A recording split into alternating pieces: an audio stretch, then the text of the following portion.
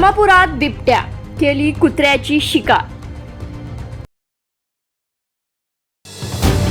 सांगली शहरामध्ये गुंतवणुकीचा विचार करताय? कमर्शियल लोकेशन हवं आहे, स्वतःलाच व्यवसाय करायचा आहे किंवा नामांकित ब्रँड्ससाठी भाडे तत्वावर द्यायचं आहे?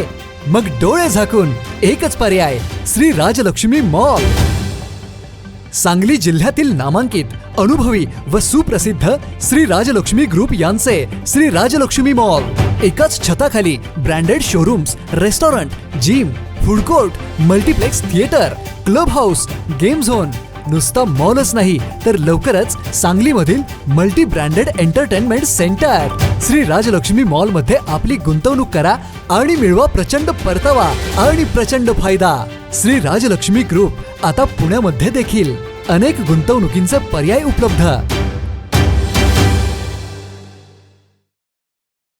रामापूर परिसरात बिबट्याचा वावर असून त्याने काल रात्री कुत्र्याची शिकार केली आहे।